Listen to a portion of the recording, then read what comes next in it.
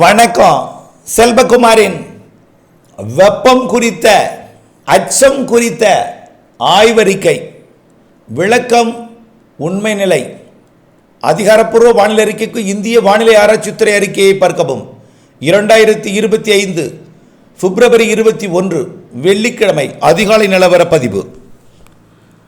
அதாவது கடந்த சில நாட்களாக உயரழுத்தம் நீடித்துக் கொண்டிருந்து மேக உற்பத்தியை தடுத்து இரவு நேர குறைந்தபட்ச வெப்பநிலை 16 டிகிரி வரை கொண்டு போய் அதிகபட்ச வெப்பநிலை அதாவது இரவு 2:30 மணிக்கு அதாவது அதிகாலை 2:30 மணிக்கு குறைந்தபட்ச வெப்பநிலை 15-16 டிகிரியாகவும் மதியம் 2:30 மணிக்கு அதிகபட்ச வெப்பநிலை 35-36 டிகிரியாகவும் பதிவாகி கொண்டிருக்கிறது.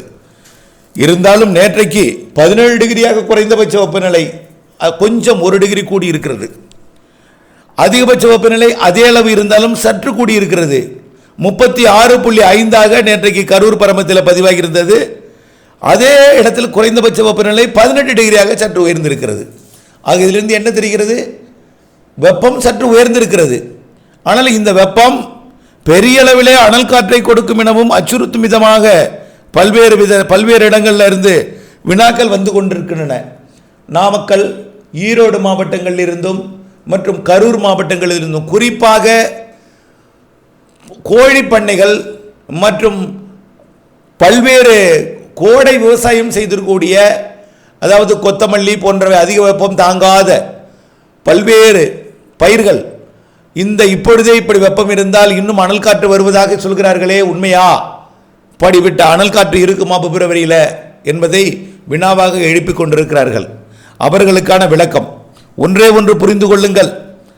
நேற்றைக்கு வெப்பம் எங்கே அதிகபட்சமாக இருந்தது?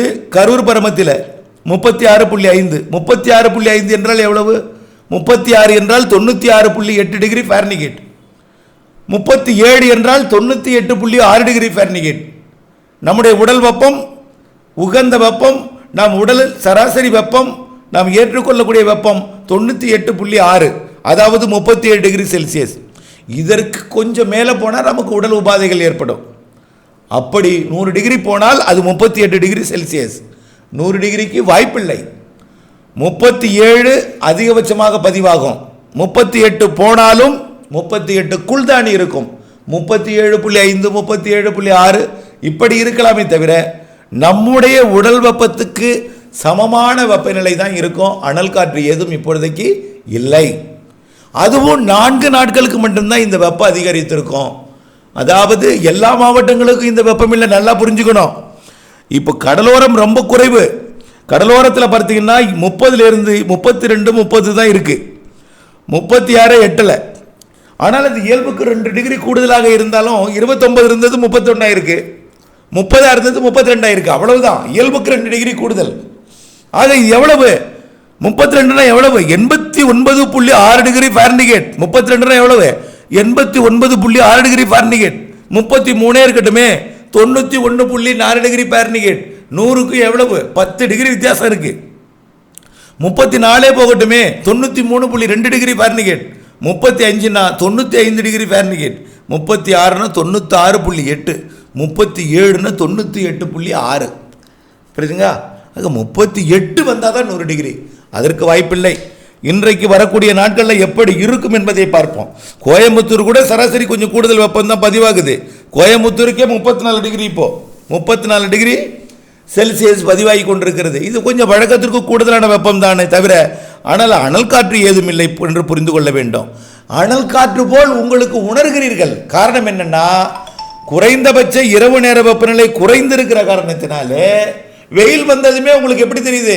ரொம்ப வாட்டு வெயிலாக தெரிகிறது. ஏனென்றால் நம்முடைய தோல் இரவு நேரத்தில் அந்த குளிர் சாதனத்தில் இருந்தது போல நம் உடல் ஏற்றுக்கொண்டிருக்கிறது. அது பகலில் திடீரென்று தலைகீழாக 20 டிகிரி ஏறும்பொழுது என்னாகும்? 16 என்பது 36 மாறினா 20 டிகிரி ஏறும்பொழுது நம் உடல் என்ன செய்யுதுன்னா திடீரென்று ஏற்றுக்கொள்வதில்லை. அது அதிகம் போல் உணர்கிறது.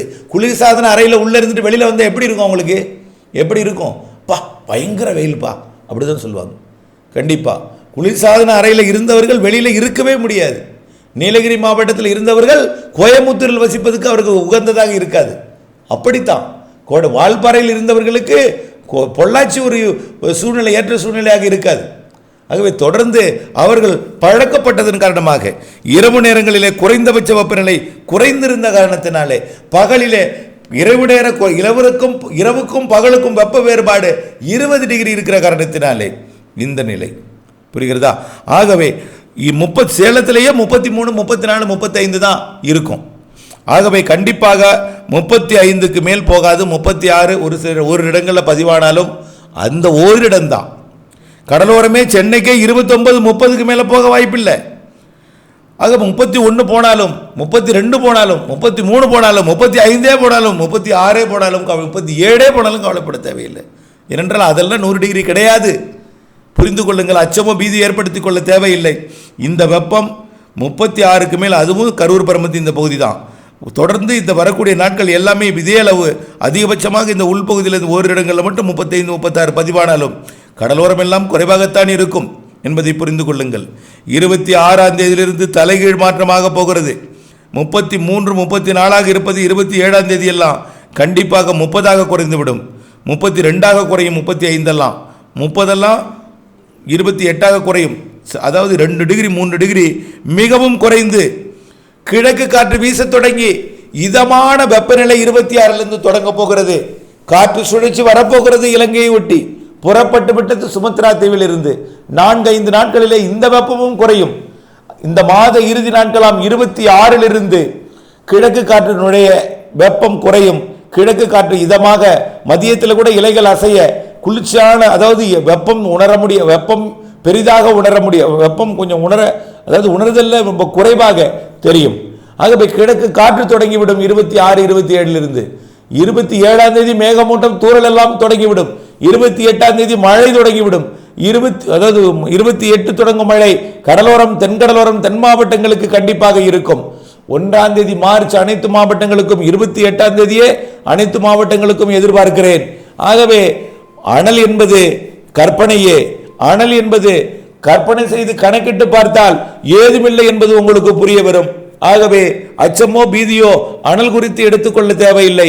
வெப்பம் உணர்தல் கூடுதலாக, அதாவது உணர் வெப்பம் உங்களுடைய இரவு நேர வெப்பத்திற்கும் பகலர் வெப்பத்திற்கும் வேறுபாடு அதிகமாக இருக்கிற காரணத்தினாலே நீங்கள் உணர்கிறீர்களே தவிர உண்மை அது அல்ல என்பதை புரிந்து கொள்ள வேண்டும். மார்ச்சில் தான் 100 டிகிரி தாண்டும். மார்ச் 6 தேதிக்கு மேலே தான் அடுத்த சுழற்சிக்கும் இப்போ வரக்கூடிய சுழற்சிக்கும் இடைப்பட்ட நாட்களில் கொஞ்சம் உயரலாம். அடுக்கு ஒரு சுழற்சி இருக்கிறது. 12ஆம் மார்ச் 12லிருந்து 18ஆம் தேதிக்குள் அந்த சுழற்சி மீண்டும் மழை பிடிப்பை கொடுக்க இருக்கிறது. மேலும் மார்ச் இறுதி வாரத்தில் மேலும் ஒரு சுழற்சி இருக்கிறது. அதுவும் மழை பொழிவை கொடுக்க இருக்கிறது. மார்ச்சில் 3 நிகழ்வுகள் இருக்கிறது. இப்படி ஏப்ரல் மேயிலும் இருக்கிறது. மழை பொழிவுகள் இருக்கிறது.